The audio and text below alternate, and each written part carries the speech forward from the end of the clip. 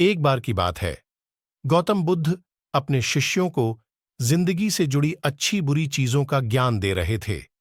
सभी शिष्य उनकी बातों को बहुत ध्यान से सुन रहे थे। उन सभी में एक शिष्य ऐसा था जिसे प्रश्न पूछने की बहुत आदत थी। वो उठकर गौतम बुद्ध के पास गया और उनसे बोला, आप हमें जिंदगी के बारे में जो कुछ सिखा रहे हैं, उस सब का क्या फायदा? क्योंकि हम में से बहुत से बच्चों को यह भी नहीं पता कि हमारे जीवन का मूल्य क्या है और ये जीवन हमारे लिए कितना कीमती है।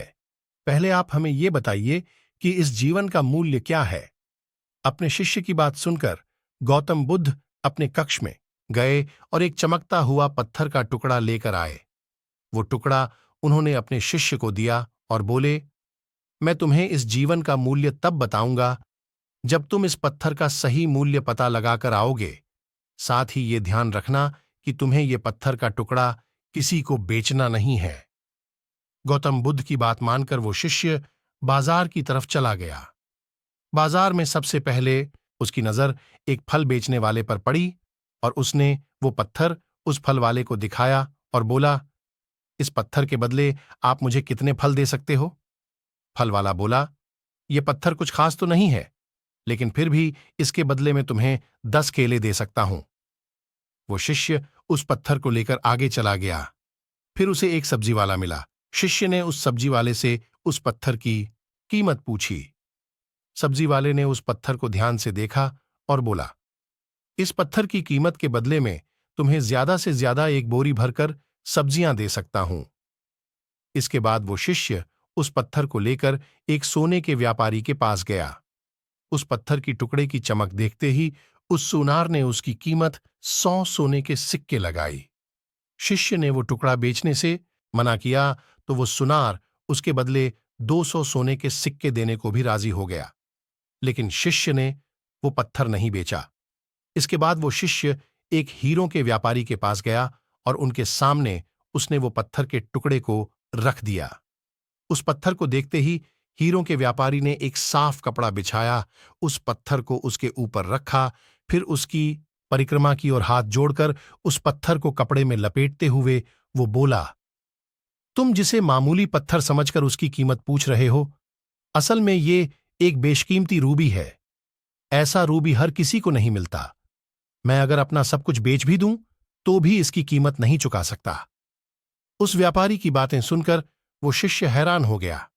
वो दौड़ा दौड़ा सीधा बुद्ध के पास आया और उन्हें उसने जो कुछ भी बाजार में हुआ वो सब बताया।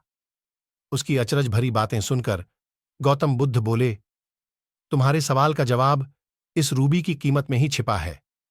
हमारा जीवन भी एक रूबी है, रूबी की तरह यह भी बेशकीमती है, लेकिन हम इस बात को हमेशा नजरअंदाज करते हैं और अपने जीवन का मूल्य नहीं समझते।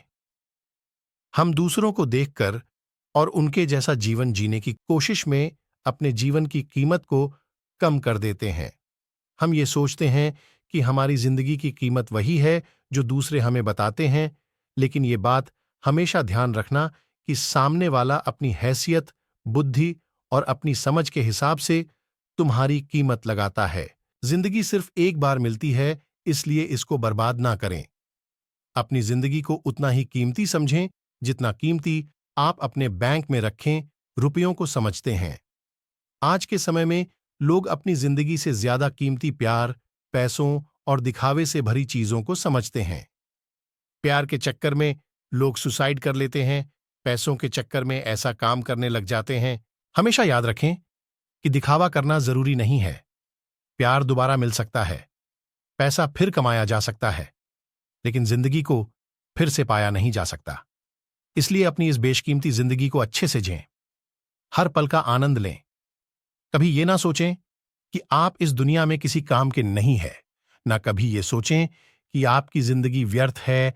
आपके होने या ना होने से कुछ फर्क नहीं पड़ता।